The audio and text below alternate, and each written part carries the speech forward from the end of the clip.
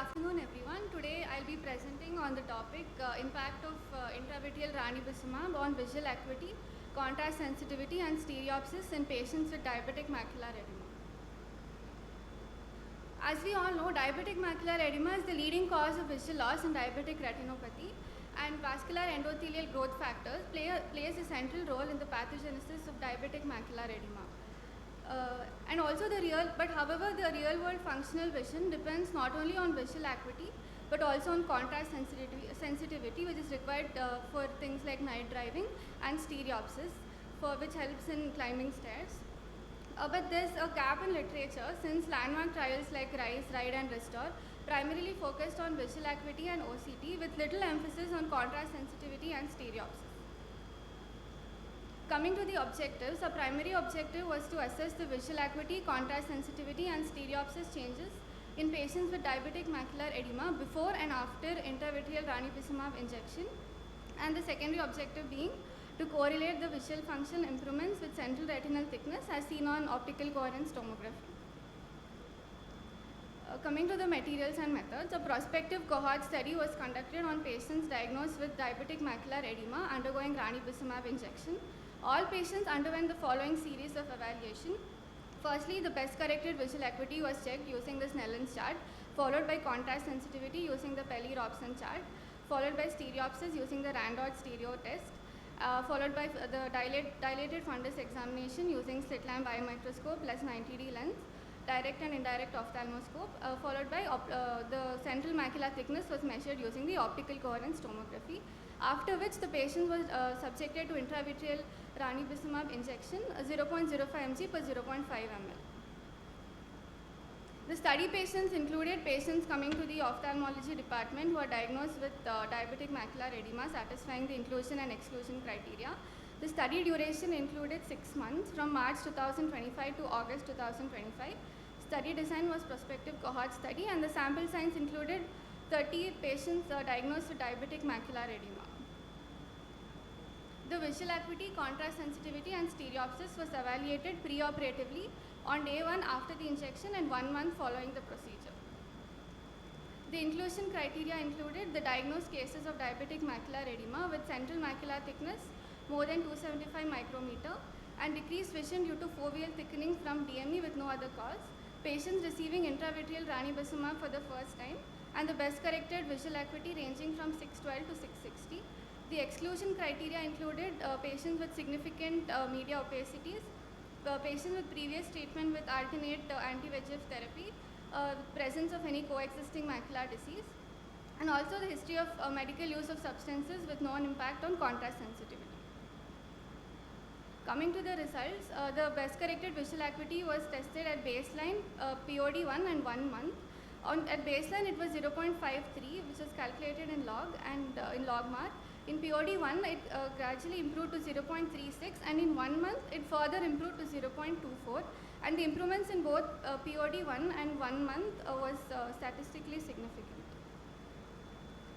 The contrast sensitivity is also measured at baseline, which was found to be 0.42, and on post-op day 1 it was 0.66 and 1 month it was 1.16, which showed a gradual improvement over 1 month, and the improvements in both POD1 and 1 month was also found to be statistically significant.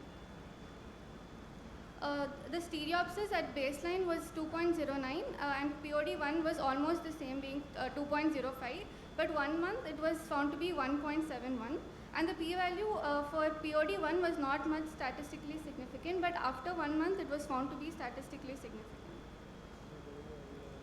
The central macular thickness was also measured. At baseline it was found to be 361 and on post-op day 1 it was almost the same, 361, and 1 month it was 261 and it was statistically significant after 1 month. I would like to showcase like how our study is different from other studies. There were other similar studies conducted on this topic, which included Okamoto et al., where they found their primary focus was the relationship between stereopsis and the quality of life. And in one more study conducted in 2022, they mainly focused on the effect of ranibizumab and PRP on contrast sensitivity in PDR. And in the RISE and RIDE trials, which included long-term efficacy and safety data for the regulatory approval. But our study mainly focused on combining contrast sensitivity and stereopsis in diabetic macular edema with OCT correlation. Coming to the novelty of the study, it goes beyond visual acuity. Most of the major trials like RISE, RIDE, RESTORE study focus primarily on the best corrected visual acuity and OCT thickness as endpoints. But our study focused on functional as well as anatomical outcomes. And also the contrast sensitivity reflects quality of vision in low contrast environments like night driving, reading faint print, etc. And stereopsis assesses binocular depth perception, often neglected but important for fine motor tasks like pouring and threading a needle. It also adds evidence that anti-VEGF treatment not only reduces macular thickness and improves the visual acuity, but also restores the quality of vision parameters that matter most to the patients.